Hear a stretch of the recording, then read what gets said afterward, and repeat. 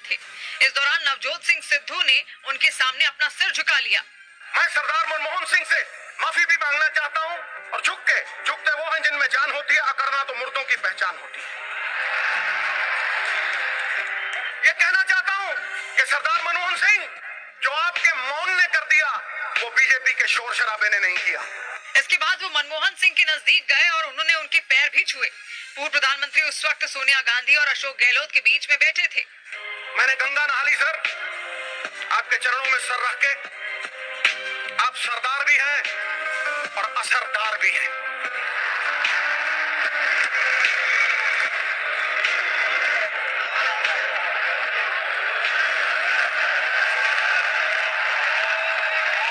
नवजोत सिंह सिद्धू की इन बातों को सुनकर महाधिवेशन में मौजूद मनमोहन सिंह हंसते हुए नजर आए थे और कहते हैं कि उन्होंने नवजोत सिंह सिद्धू को माफ भी कर दिया था।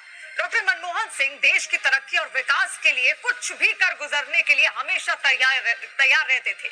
यहाँ तक कि उन्होंने अमेरिका के साथ परमाणु समझौते करने के लिए अपनी सरकार तक को दांव पर लगा दिया था।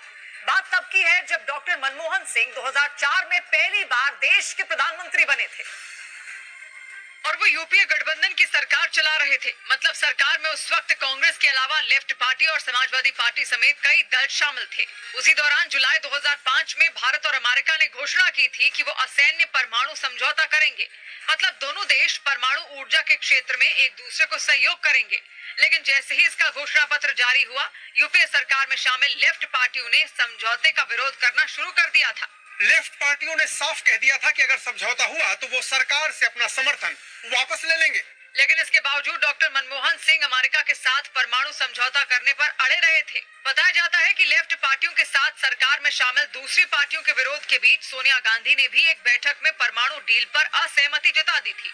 कुछ मीडिया रिपोर्ट के मुताबिक इसका पता चलने के बाद डॉक्टर मनमोहन सिंह सोनिया गांधी से बेहद नाराज हो गए थे और उन्होंने प्रधानमंत्री पद से इस्तीफे देने की भी धमकी दे दी थी। हालांकि बाद में किसी तरह उन्हें मना लिया गया था। लेकिन मनमोहन सिंह के सामने सबसे बड़ी चुनौती यूपीए सरकार में शामिल उन दलों को भी साथ लाना था जो अमेरिका के साथ